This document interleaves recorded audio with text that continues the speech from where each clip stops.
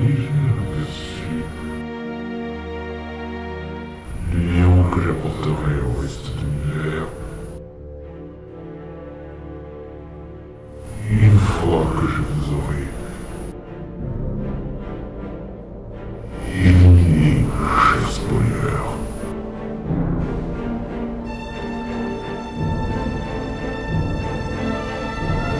Tu es la seule personne qui a réussi à inspirer une telle émotion qui m'oblige à exprimer un seul mot. Salut!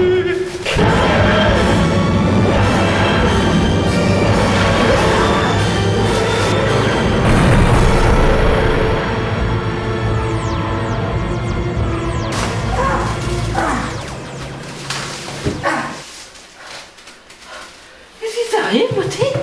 Hein? Qu'est-ce qui t'arrive, ma belle? Oui, ça va? Ça pourrait aller mieux, patron, mais ça va, ça va. On a fait un saut incontrôlé, mais... Ça va de ton côté? Ah, il y a le cœur qui est un petit peu pété, mais il tourne toujours, c'est ce qui compte. Ok. Icar, rapport des dégâts, s'il te plaît? Tout de suite, monsieur. Hein? Qui c'est ce Icar? Bah, Icar, l'intelligence artificielle, quoi. L'intelligence artificielle du TARDIS. Celle que j'ai installée. Je suis celui qui s'assure de la bonne trajectoire du TARDIS pour éviter qu'il ne se perde. C'est aussi moi qui mettais des écriteaux à certains moments des épisodes de Alert Spoiler, justement pour corriger ce que le patron disait et quelquefois pour ajouter mes commentaires personnels sur ce qu'il disait.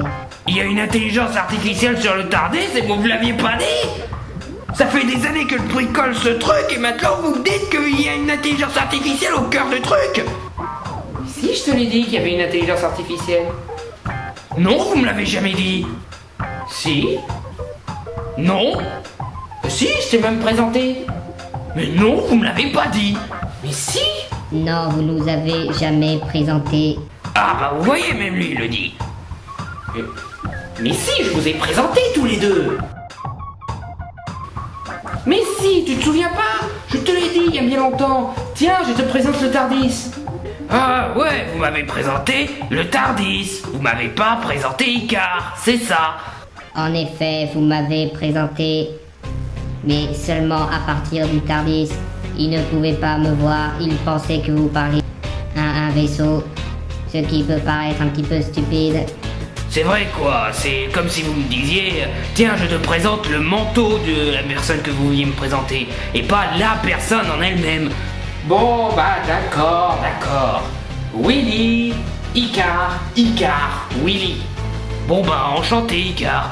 Et là, je ne peux pas dire enchanté parce que je vous connais trop bien depuis pas mal de temps. Bon, est-ce qu'on peut retourner au plus important? Je vous rappelle qu'on a fait un saut incontrôlé.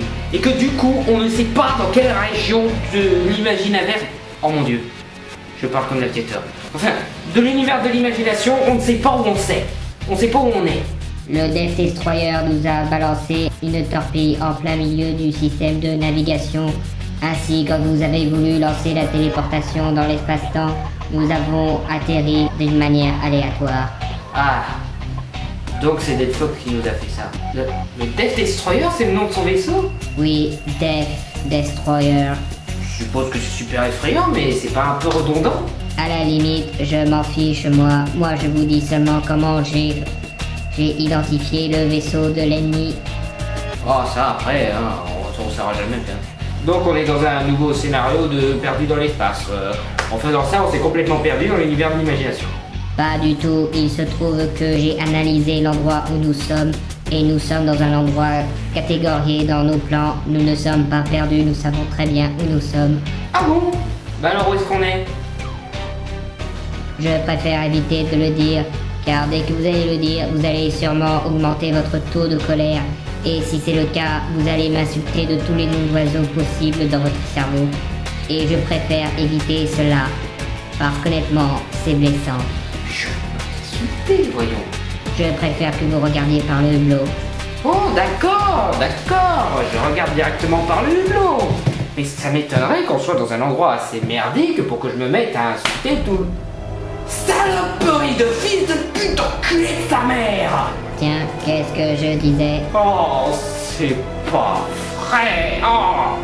Pourquoi? On est où, patron? Dans le pire endroit où on pouvait être! Un putain de champ d'astéroïdes!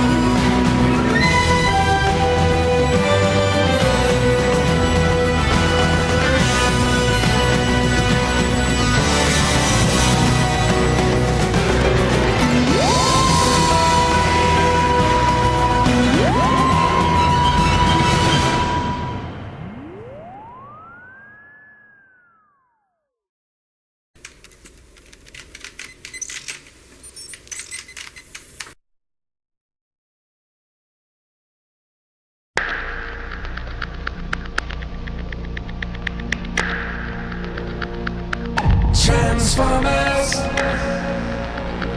more than meets the eye.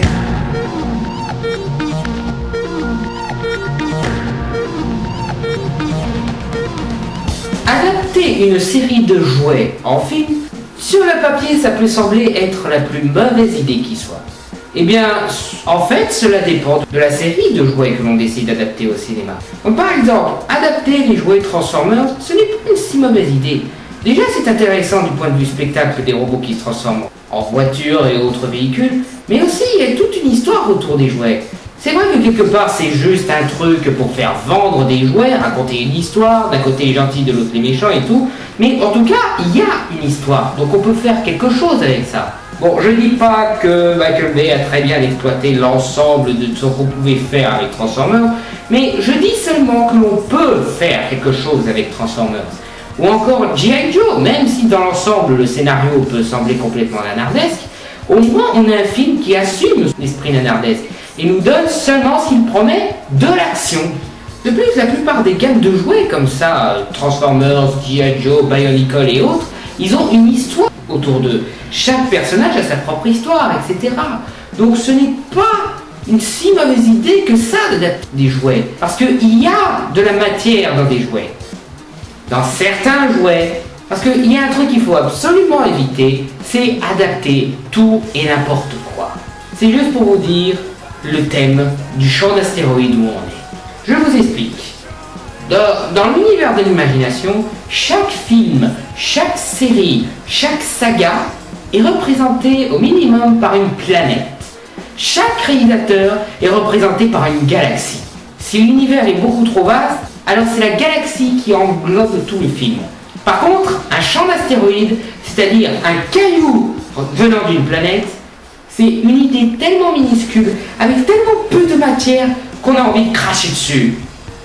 Et il a fallu que l'on tombe dans un champ d'astéroïdes.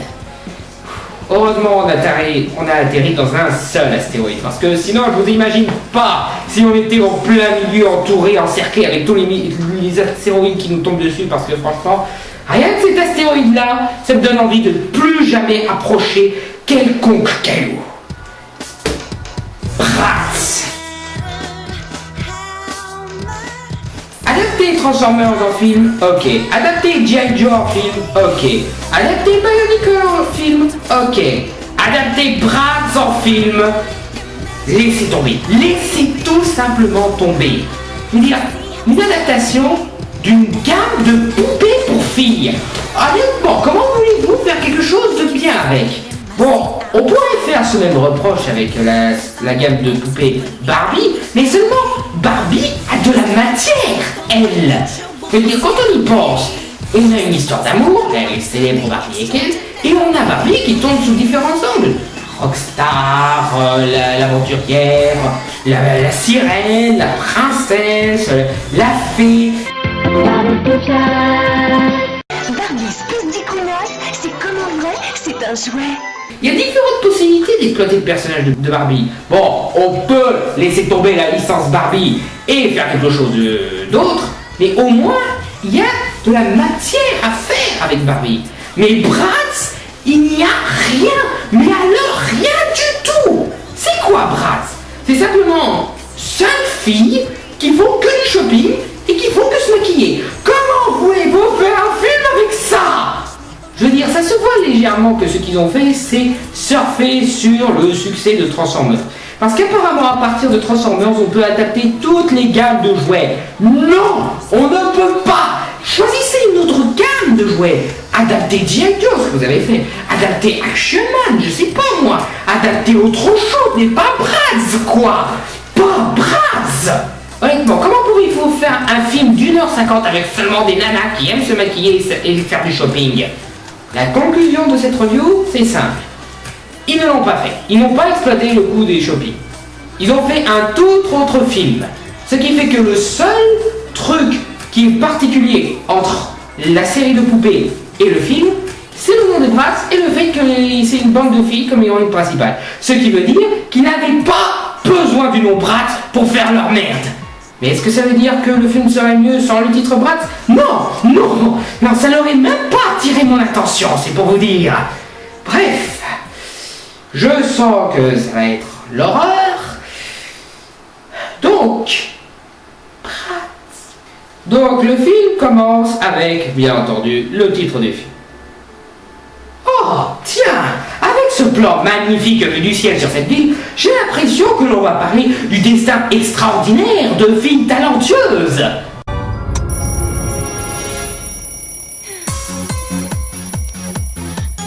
Ou pas. Donc déjà, le générique annonce la couleur. Des crédits en rose. Ah, des crédits en rose. Comment voulez-vous éviter de faire fuir les spectateurs avec ça? Tout ce que vous arrivez à faire, c'est vous faire saigner des yeux, nom de Dieu. Et puis surtout, qu'est-ce qu'ils vont faire de si passionnant dans ce générique?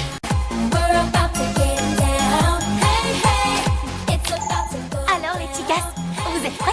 On attend ton signal. Parfait. À 3 et 1, 2, 3.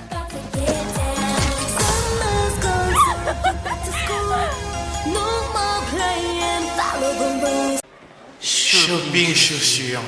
J'avoue que c'est mignon la manière dont la première chose qu'ils font en se réveillant, c'est se mettre sur le net et se parler à travers la webcam. Mais vous auriez pu faire quelque chose d'autre que de les faire discuter sur ce qu'elles vont mettre. Une nouvelle aventure commence. Êtes-vous prête à être prête?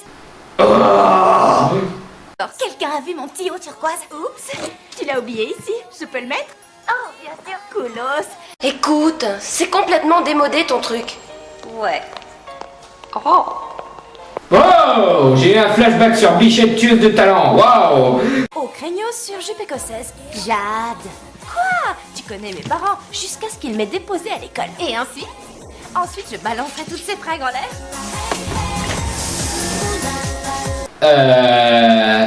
Ok, apparemment cette fille adore tellement la mode qu'elle a une cachette secrète où elle met de la mode.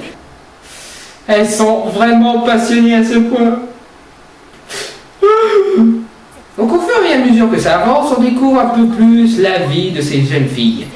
Notamment cette fille de... Bon, alors attention, je n'ai pas du tout retenu le nom de ces filles. C'est pour vous dire à quel point ce film m'a énervé. Pour moi, je les appelais pute blanche, pute chinoise, pute noire et pute hispanique. Ouais, hispanique. Ça se voit du premier coup d'œil, je sais pas vous, hein.